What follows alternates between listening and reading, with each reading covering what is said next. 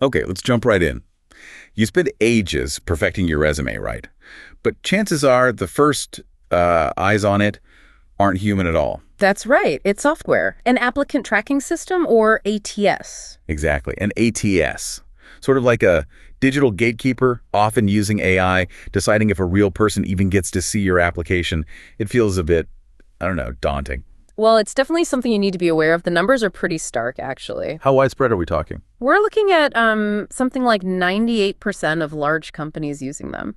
98%. Wow.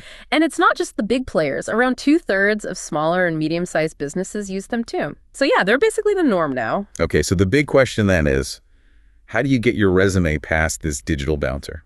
That's what we're digging into today. We've got some solid source material on how they work, what they look for, and crucially, how you can optimize your CV. And we're using a real-world example, right?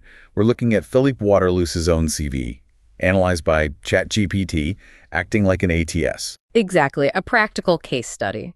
So let's get into the basics. How do these ATS systems actually function? Beyond just being really common. Right. Fundamentally, they scan your resume, they parse it, which just means breaking down the information, and then they rank it. Rank it based on what? Mostly based on keywords from the job description, how your CV is structured, and what they call relevant scores. Newer ones use more sophisticated stuff like natural language processing, NLP. NLP. So Yeah. they can kind of understand the meaning a bit better, not just keyword spotting. Sort of, yeah. They're getting smarter at understanding context, but keywords and structure are still fundamental. The system needs to read it reliably first. Which brings us to readability. What makes a resume easy for an ATS to, well, read?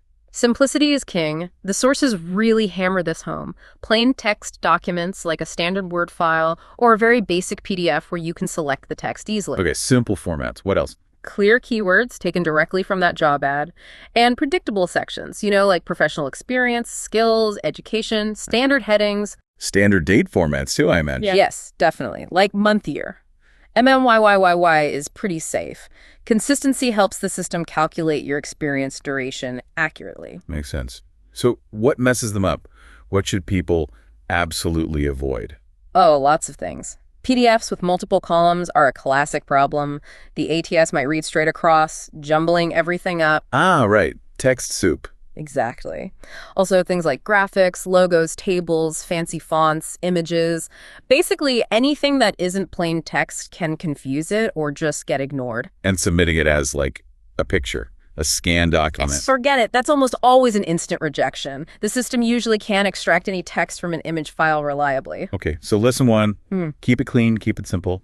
Function over form, at least for the ATS version. Precisely. Now, once it can read your resume, how does it actually score it? Yeah, that compatibility score, how's that calculated? It's mainly driven by matching keywords from the job description, but it's not just if the keywords are there. Oh, what else matters? Well, things like the order of your skills, how relevant your previous job titles seem, how long you worked in those roles, and if the information is where the ATS expects it to be. Like skills listed under a skills heading.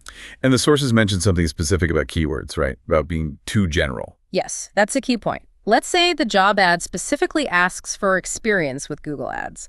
If your resume just says paid search. Even though it's basically the same thing. Right. The system might score you lower because you didn't use the exact term from the ad. Specificity is really, really important. You need to tailor it. That's a crucial detail. Okay, let's make this concrete with the case study.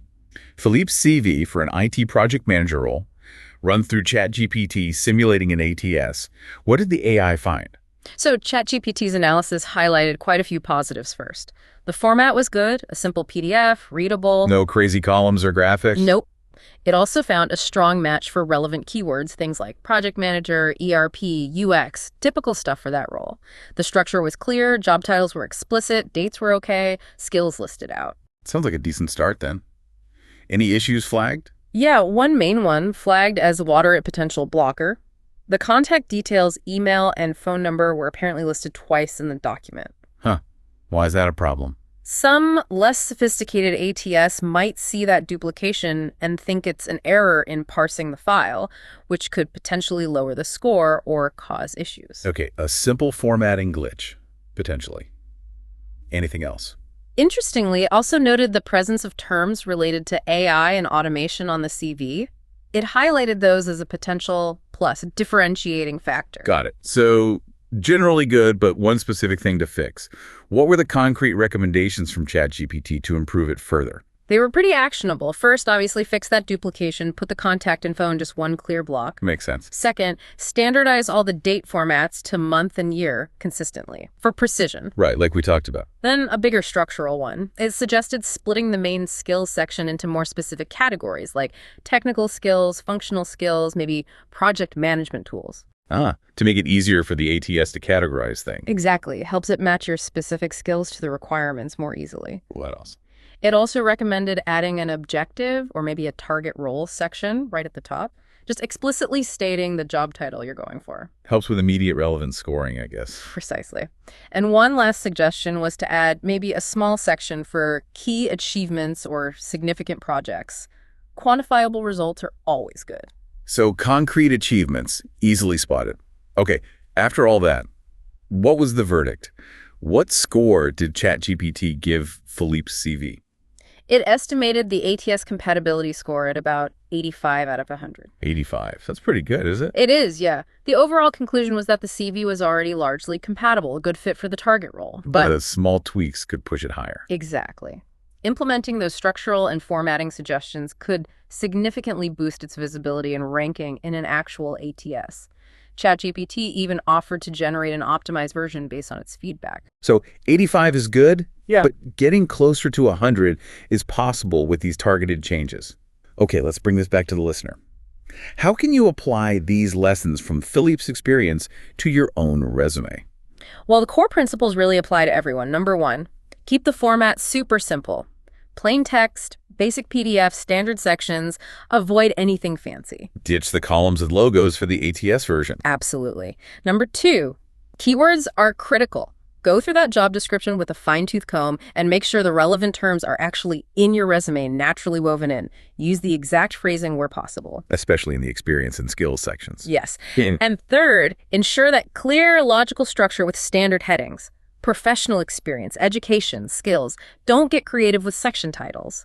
As we saw with Philippe's case, even small errors like duplicated info can trip up the system. It's really about making it as easy as possible for the software to find what it's looking for. No guesswork. That's the essence of it. And maybe one final thought? Just like AI is constantly evolving, like ChatGPT itself, these ATS systems are also getting smarter. So optimizing for today's systems is vital, yes, but you also need to stay aware that the technology will keep changing. It's an ongoing process, really. A really helpful deep dive into these digital gatekeepers. It shows how even a bit of focused analysis, like using an AI tool, can really highlight ways to improve your chances. Definitely insightful to see it applied like that. Well, thanks for tuning into this deep dive. This has been Le Podcast de Philippe. If you found this useful, please do help us out. We're trying to reach 1,000 subscribers, so every little bit helps. Thanks for listening.